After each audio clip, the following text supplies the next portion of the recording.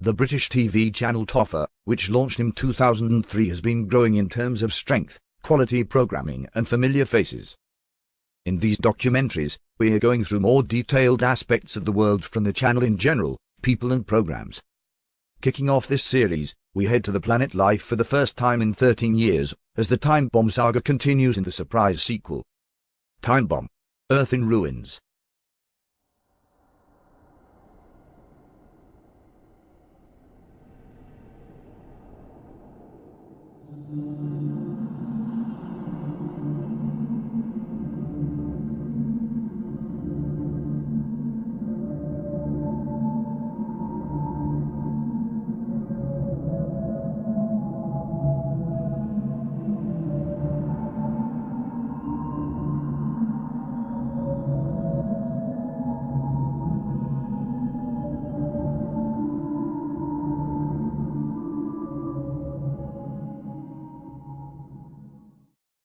Before you watch this video, please watch the overview of the original series as narrated by Microsoft Sam so you get a better understanding.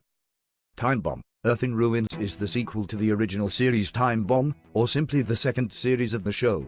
While the original series aired during June and July 2005, it was planned that 12 30-minute episodes would be made when the series was announced early that year. However, Toffa was secretly remarkably interested with the general story and bluffed everyone by announcing that only 6 episodes would be made. The main excuse being that for an independent digital channel watched by a handful of people, it would cost too much to do just 12 episodes. Although this was in fact the case, it resulted in episodes having tiny budgets, averaging around £8,000 per episode. After the first half of episodes were complete, Toffa wanted to keep hold of the second half of the series until 2017, where both the show was set in and when it is set to return. However, Todd Carson, who played the main character Henrik Ulkrins, felt it was best to just do the entire series at once to avoid some aging issues and extra money being used for makeup. Also, with him being 13 years old at the time of filming, it was also best that it would save time in production in case any cast or crew members in the future either died or didn't want to take part again. As a result, the first half of the series was filmed for several weeks between March and May 2005, but to give cast and crew a break and to get the second half of the series prepared, it would be filmed in around late 2005 or early 2006 at the latest. In fact, if Timebomb was to air for a second series, it would likely to have aired at around the same slot as it did from June and July 2006. With that, Toffa produced a test title sequence in March 2006 in case this was indeed true, very similar to the first series, so here you go.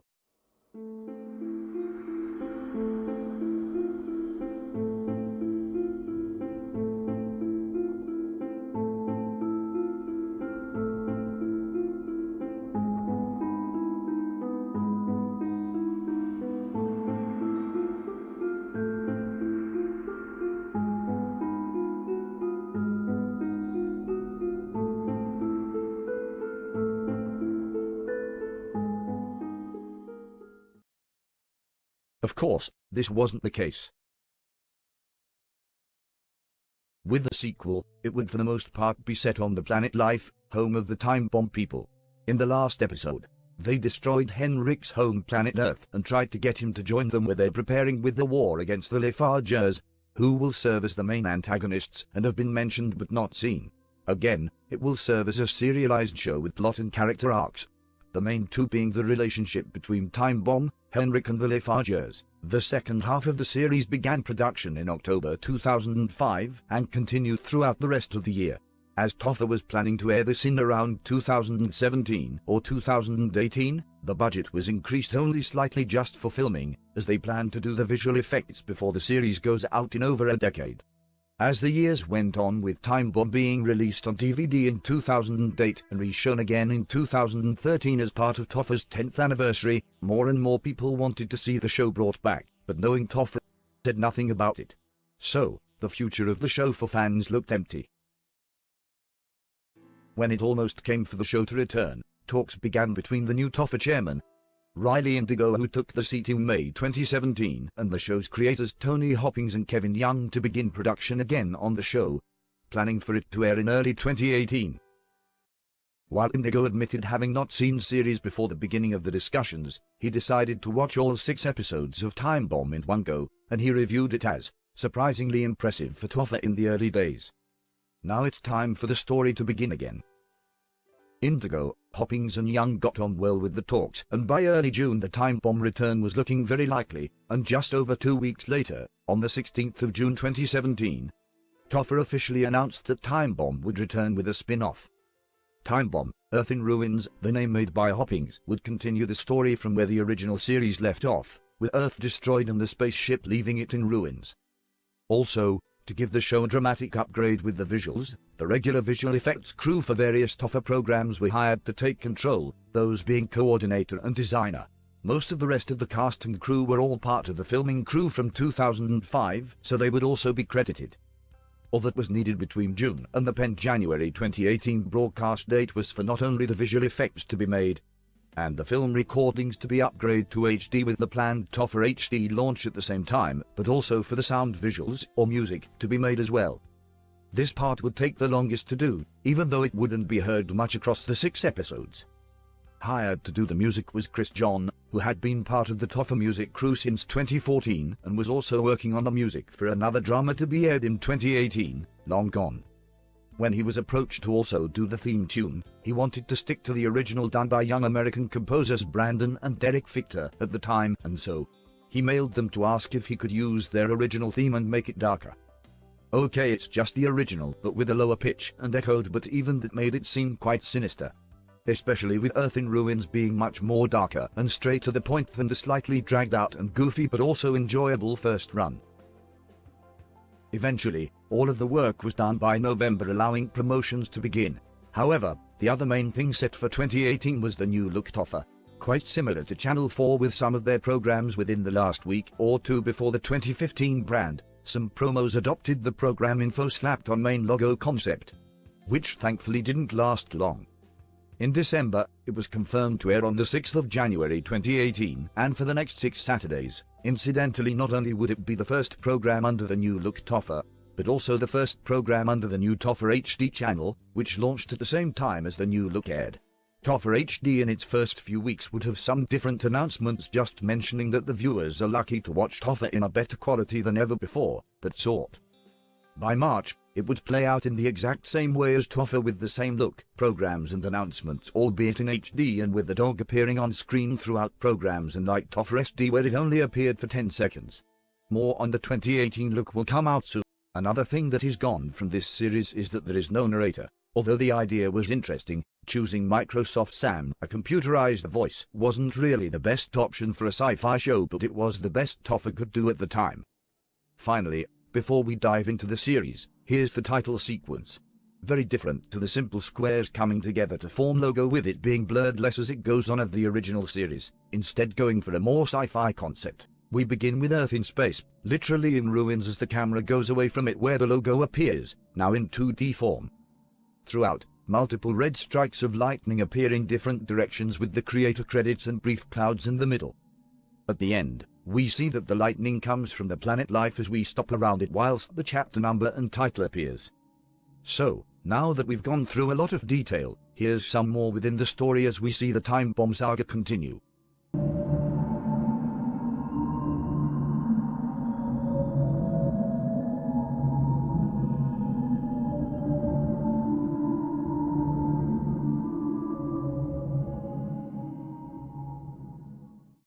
Some say you only live twice, and Henrik Ulkrantz believes that.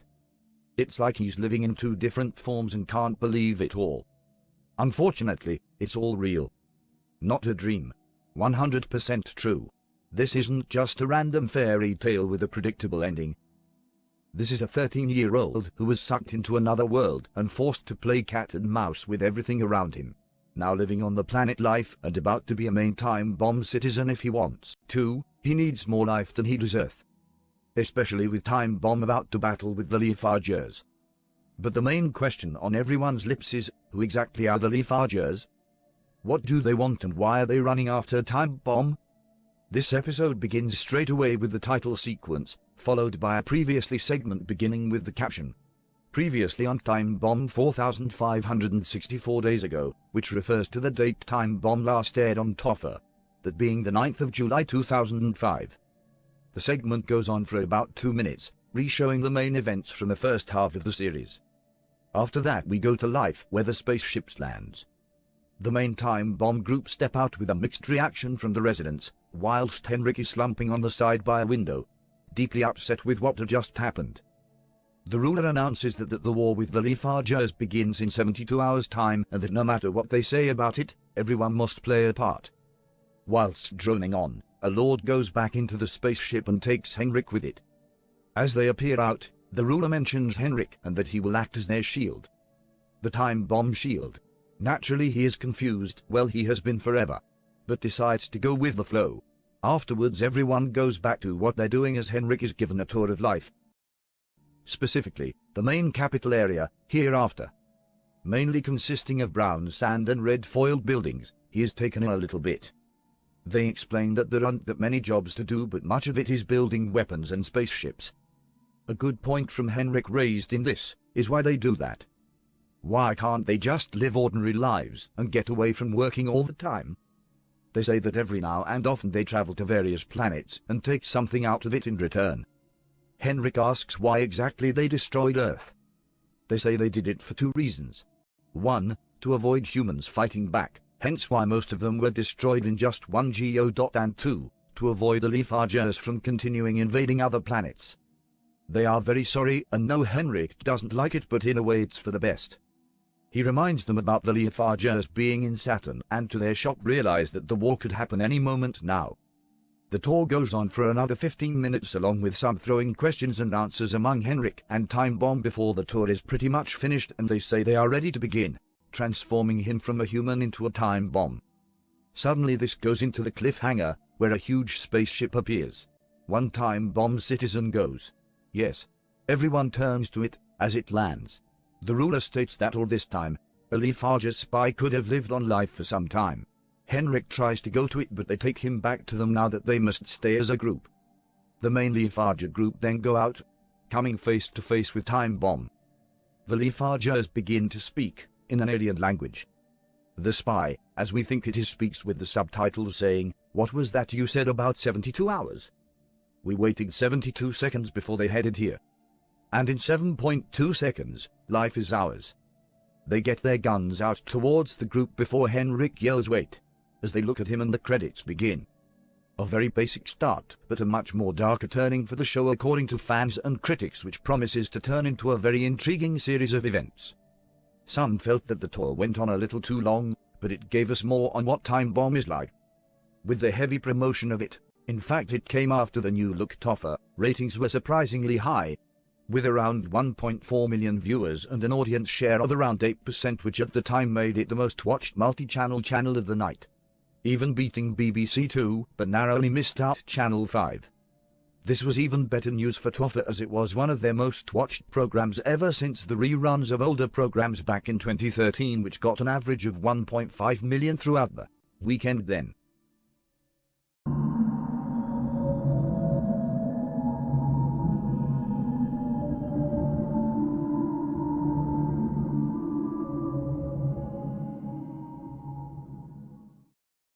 Timebomb meets Leafager.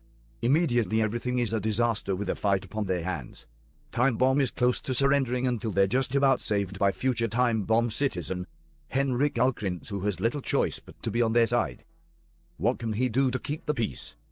Continuing again from the cliffhanger, Henrik says that a war would be far too much just for an invasion.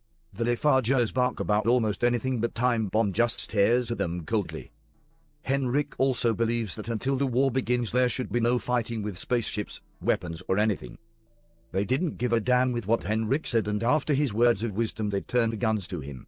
Then, one Leafager dies, shot by a Timebomb citizen from nearby. This turns into a strange gunfight with everyone aiming for them but most miss. By the end, when Henrik calls it off, 2 Leafagers remain. They take Henrik into their spaceship as Timebomb try to get him back. But it's too late. Now they are going to alienate him, so hopefully he can be at their side. He's just furious about the whole planet war thing and demands to return. Unfortunately for Henrik, he is taken to the home of the Leafagers. Saturn. Confused, he asks if they lived anywhere else, and they reply that they once lived in Des Train until the overpower of technology one day caused a great fire and that they had to evacuate. Bear in mind that they speak their own native language, of whatever you can call it, with English being their second language. Like Henrik's first is Swedish, unlike Timebomb where English is their first. Meanwhile, unknown to them, Timebomb spies on them and delivers a message that war is the hard way of cheating death and that they will do all they can. They head back to life, where Henrik goes back to Timebomb, simply saying what they said. They know about this as they tell Henrik about the huge difference in technology, because this planet is the far future, and that they secretly spied on the Lafargers. They also mention about his first test in Saturn, but because they were surprised after Henrik told them that it is now home of the Lafargers, they will have to take extra care during the war. Finally, they say to him that as the mission goes on, his transformation will do as well, and by the end, humans will be extinct. That's episode 2's cliffhanger.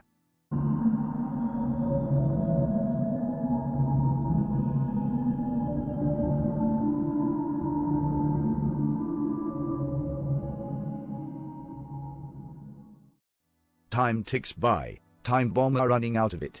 With an estimated 35 hours left until war begins, they realize that Henrik is doing better than expected as his transformation begins. The episode takes place the day after the last two, where Timebomb begin Henrik's transformation into one of them. Most of this episode relies on this, as well as him beginning to warm to Timebomb with other elements, such as the beginning of the mission to Saturn near the end of the episode. With Henrik 35% Timebomb approved, the cliffhanger is the Lafargers realizing that they have company, which just so happens to be Timebomb. Although Henrik disagrees, they say it is part of revenge for an Lafarger spy secretly living on life for an unknown amount of time, and he understands.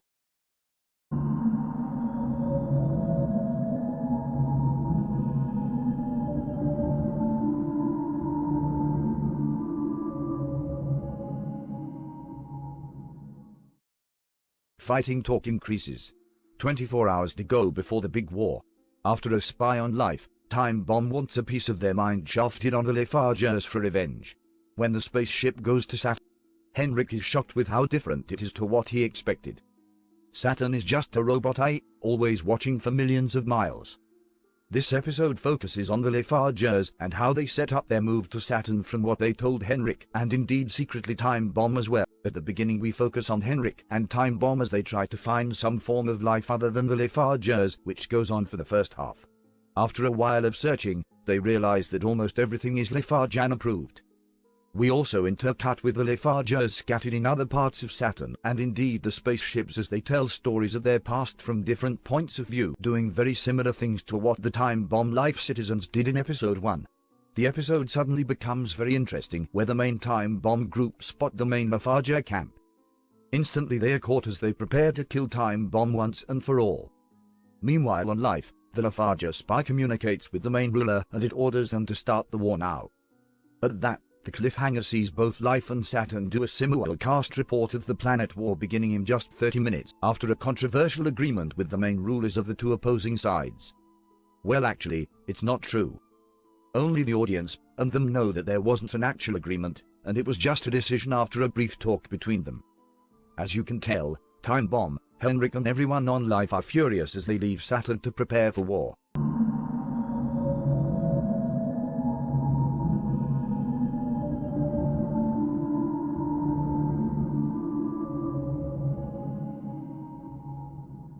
"30 minutes to prepare for war. 30 minutes of life left. 30 minutes of planets to unite. 30 minutes of planets to collide. 30 minutes until everyone goes to hell. 30 minutes until the end of our lives." But what's this? 30 minutes to choose either Timebomb or Lafarger. Henrik didn't choose to do this, and neither did Timebomb. The cocky side of the Lafargers want war to begin in 30 minutes. This episode is noticeable for a few things. The next two episodes are different in terms of the episode lengths. This one is exactly 30 minutes in length, painful pun intended, with the final episode being 45 minutes long. Unlike all of the episodes, the reason for it being that length is because it doesn't contain adverts in between, although the final episode does. It all takes place in real time with the war beginning right at the cliffhanger.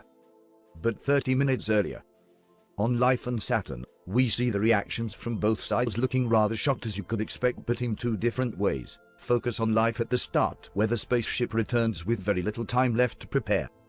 The ruler tells everyone that they must work as quickly as they can to not only build weapons but also defense walls naturally to prevent more damage being done to the planet.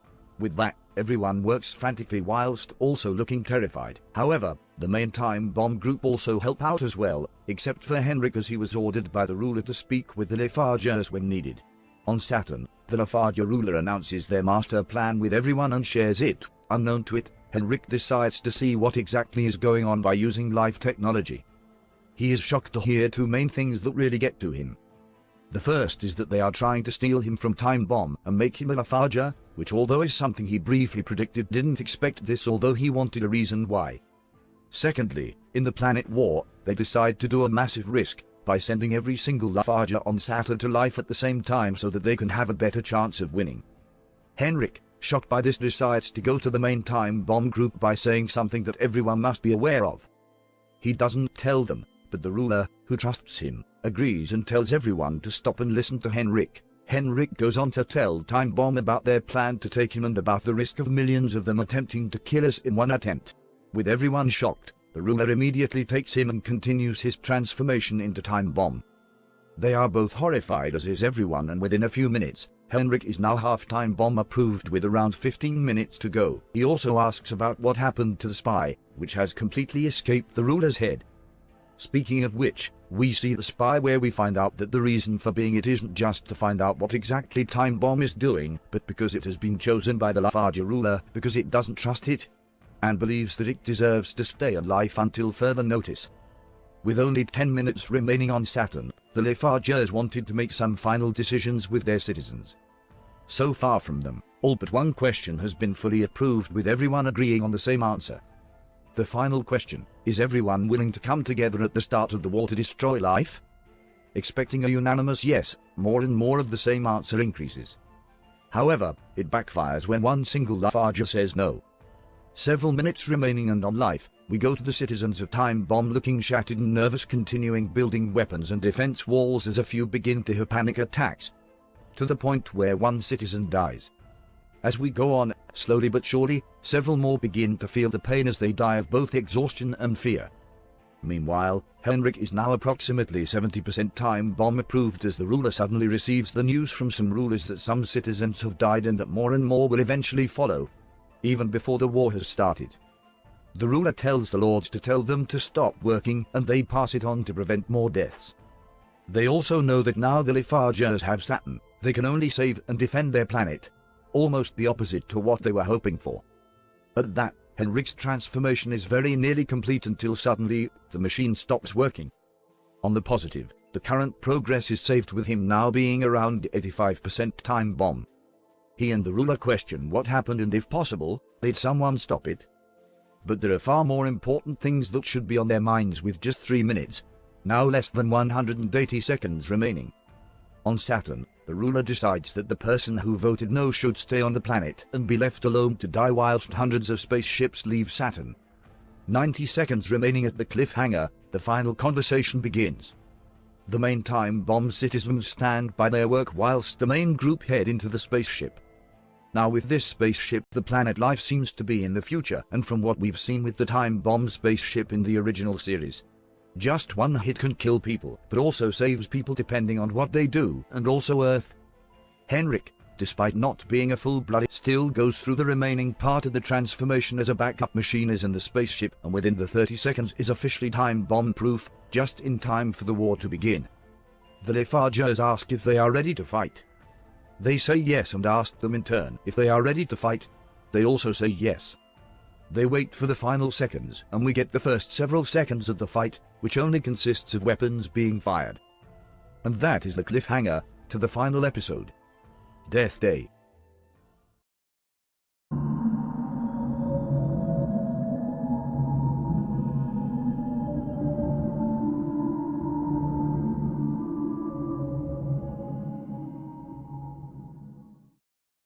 The planet war between Timebomb and the Lafargers is known as one of the most brutal wars ever encountered, with two very strong competitors fighting for one planet, life.